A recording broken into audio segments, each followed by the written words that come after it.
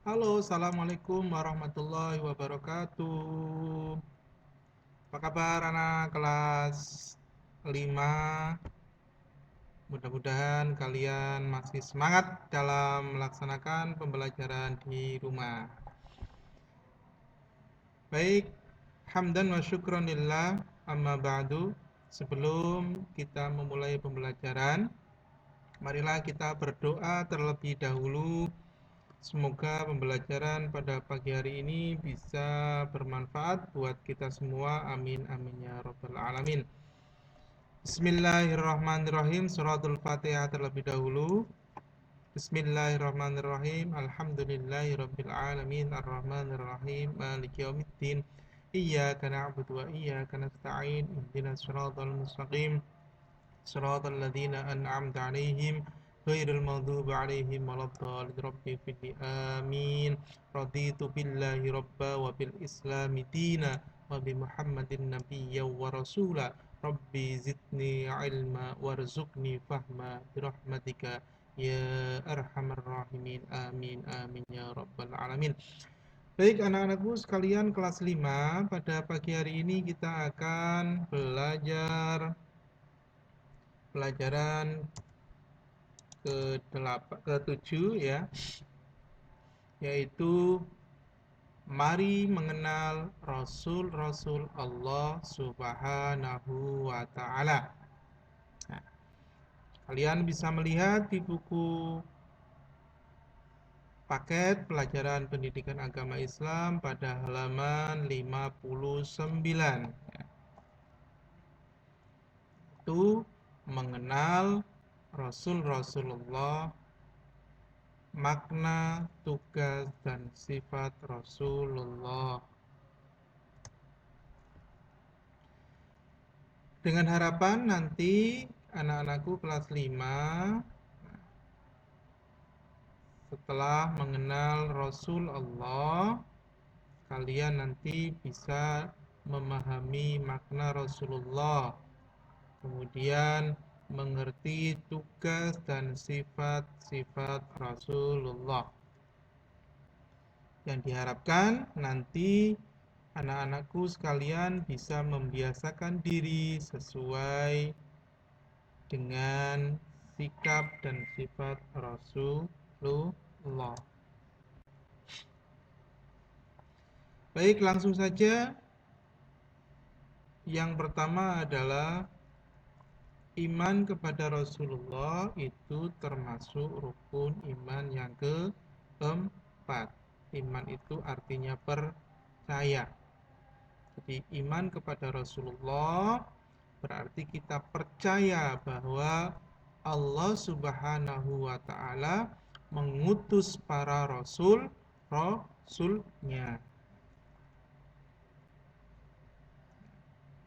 Kemudian Rasul yang wajib kita percayai, yang wajib kita ketahui, yaitu berjumlah 25 Rasul.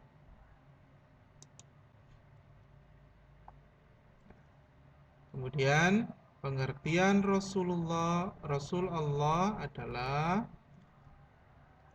Rasul Allah adalah orang laki-laki pilihan Allah yang diberi wahyu untuk dirinya sendiri dan wajib disampaikan kepada umatnya.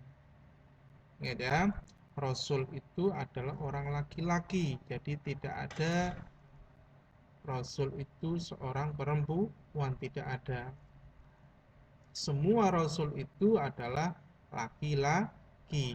Pilihan Allah, mereka manusia pilihan yang diberikan wahyu untuk dirinya dan wajib disampaikan kepada umatnya.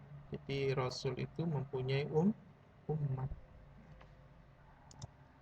Berbeda dengan Nabi, meskipun ada sebagian Nabi yang menjadi Rasul,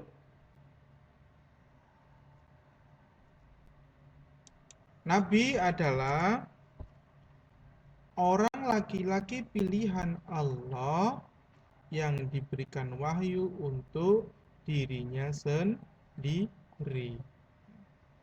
Jadi nabi itu, nabi juga laki-laki, tidak ada nabi perempuan. Nabi dan rasul sama apa enggak? Beda tapi sama, sama tapi beda. Maksudnya bagaimana? Maksudnya adalah bahwa nabi itu belum tentu rasul, sedangkan rasul itu sudah pasti dia adalah seorang nabi. Jadi nabi itu tidak ada kewajiban untuk menyampaikan kepada umatnya. Sedangkan rasul itu mempunyai kewajiban karena mereka diutus oleh Allah untuk menyebarkan ajaran. Kemudian tugas Rasul Allah itu apa? Tugas Rasul Allah ada beberapa di sini, 1, 2, 3. Yang pertama yaitu memberikan kabar gembira. Yang kedua memberi peringatan. Dan yang ketiga adalah membimbing umat manusia. Yang pertama, tugas Rasul Allah adalah memberi kabar gembira. Kabar gembiranya apa? Bahwa mereka orang-orang yang mematuhi perintah Allah, orang-orang yang menjalankan perintah Allah, itu akan mendapatkan kesenangan dan kenikmatan. Jadi orang-orang yang taat itu, yang melaksanakan perintah Allah, itu dijanjikan oleh Allah akan mendapatkan kesenangan dan kenikmatan. Kapan? Besok setelah meninggal dunia. Kesenangannya berupa apa? Kenikmatannya berupa apa? Kenikmatan dan kesenangannya bagi mereka orang-orang yang taat adalah dimasukkan ke dalam surganya Allah. Kemudian tugas Rasul yang kedua, Rasul Allah diberikan tugas kepada manusia adalah memberikan peringatan, memberikan warning. Jadi apa yang tidak boleh dilakukan oleh manusia, oleh umatnya. Apa berupa apa? Berupa balasan kepada mereka, balasan terhadap orang-orang yang ingkar terhadap perintah Allah, yaitu sebuah kesesalan, penyesalan, sebuah siksaan. Di mana? Di dalam neraka. Jadi Rasulullah diberikan perintah oleh Allah untuk memberikan kepada manusia, untuk memberikan peringatan kepada mereka bahwa ada balasan terhadap orang-orang yang tidak mau menjalankan perintah Allah, orang-orang yang ingkar terhadap Allah, bahwa besok mereka itu akan dimasukkan ke dalam neraka, akan dihukum oleh Allah seberat-beratnya. Kemudian tugas yang selanjutnya yaitu membimbing umat manusia. Supaya apa? Supaya jalan kehidupannya itu bahagia. Otomatis orang-orang yang mau melaksanakan perintah Allah dan menjalankan perintah dan menjauhi segala larangan Allah, itu hidupnya akan bahagia, baik bahagia di dunia maupun bahagia di akhirat. Karena apa? Kehidupan di dunia itu tidak abadi, tidak kekal. Kehidupan di dunia itu tidak langgeng. Yang abadi nanti adalah kehidupan di akhirat. Jadi kita diberi dua pilihan, menjalankan perintah Allah atau menjauhi larangan Allah. Kalau kita menjalankan perintah Allah, besok di akhirat akan diberi surga Allah.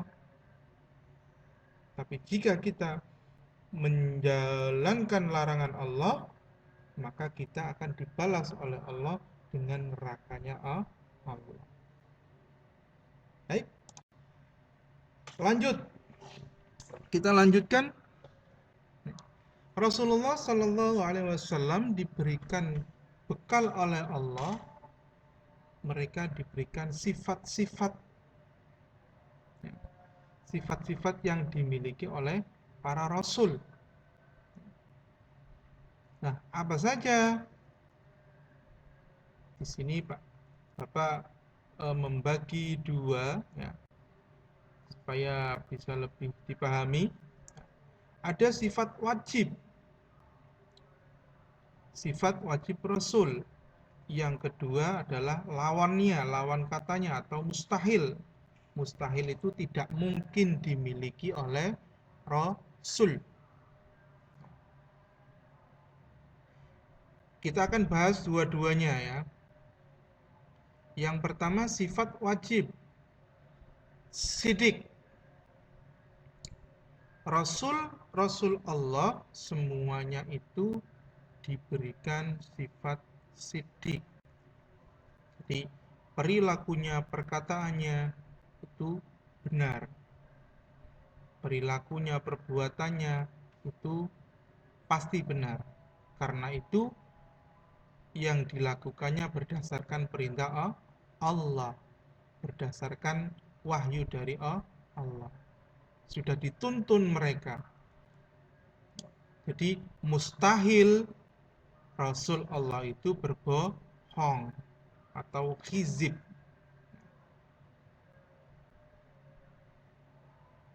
Yang kedua, sifat wajib Rasul Allah yaitu amanah, dapat dipercaya. Semua Rasul-Rasul Allah itu diberikan mandat oleh Allah, diberikan kepercayaan oleh Allah, mereka semua melaksanakannya dengan baik. Disuruh A, yuk dilaksanakan A, disuruh B, yuk yang dilaksanakan B. Itulah Rasulullah Allah. Jadi tidak mungkin Rasul Allah itu berkhianat atau tidak dapat dipercaya, karena tindak tanduknya, perilakunya itu langsung diawasi oleh Allah. Sebagaimana kita juga sama sebenarnya, cuma perbedaannya kita adalah manusia biasa. Kita semua diawasi oleh Allah. Kemudian yang ketiga yaitu sifat wajib Rasul adalah tabligh. Tabligh itu menyampaikan. Jadi yang diperintahkan oleh Allah kepada Rasul semuanya disampaikan kepada umatnya. Tidak ada yang dikorupsi, tidak ada yang tidak disampaikan, semuanya disampaikan. Maka Rasulullah itu mustahil bersifat kitman. Rasulullah tidak mungkin menyembunyikan. Tidak menyembunyikan pesan yang disampaikan kepada mereka. Kemudian yang keempat yaitu Rasul Allah itu mempunyai sifat wajib fatonah, cerdas. Di semua Rasul-Rasul Allah itu cerdas-cerdas, pinter-pinter. Gak ada Rasul-Rasul yang bodoh, itu tidak ada. Mereka semuanya cerdas. Mustahil mereka bodoh. Jadi Rasulullah sidik, amanah, tabligh, fatonah.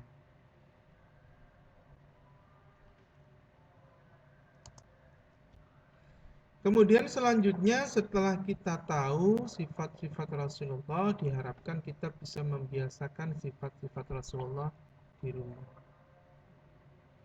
Apa saja? Ya, ini tadi seperti Yang pertama yaitu sidik, selalu berbuat baik. Sidik artinya benar atau jujur boleh ya. Selalu berbuat baik. Apapun yang kita lakukan kalau bisa itu membuat orang lain senang. Berbuat baik kepada orang lain. Karena perbuatan baik kita selalu dicatat oleh Allah Subhanahu wa taala. Dan itu nanti di akhirat akan menjadi pemberat timbangan amal kebaikan kita. Kemudian yang kedua, jika dititipi amanah, lakukanlah dengan baik. Misalkan apa? Misalkan kalian diperintah oleh Bapak Ibu guru untuk mengerjakan PR, pekerjaan rumah daring, untuk menyimak pembelajaran IPA misalkan. Ya harus dilakukan dengan baik, karena itu adalah amanat. Lakukan dengan baik. Bagaimanapun caranya.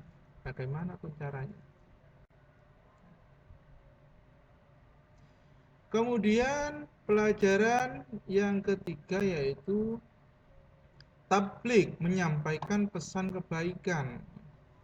Jadi jika kalian tahu bahwa orang berbuat salah, sampean ingatkan, oh itu salah. Mas, sampean salah mas. Mas, sampean betul mas. Sampean ngomong dengan sebaik-baiknya.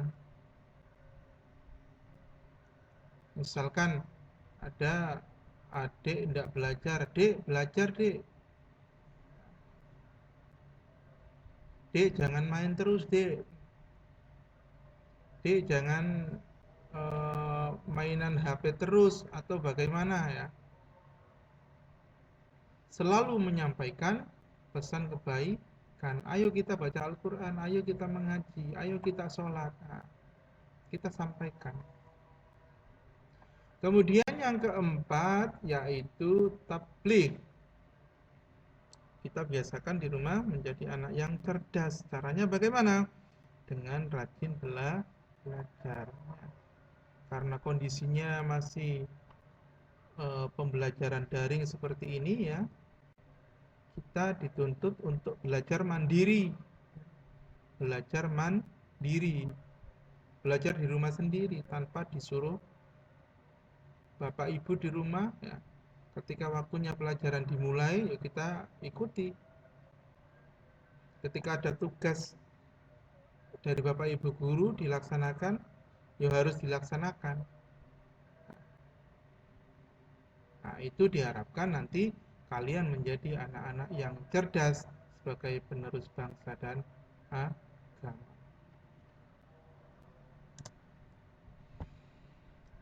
Setelah selesai pembelajaran tadi ya, tugas kalian adalah memberikan 4 contoh sikap Rasul yang harus diterapkan dalam kehidupan sehari-hari ya. Bisa ditulis di rumah, di buku tulis. Itu saja anak-anakku sekalian, pelajaran kelas 5 pada pagi hari ini. Kurang lebihnya mohon maaf. Billahi taufiq wal hidayah. Assalamualaikum warahmatullahi wabarakatuh.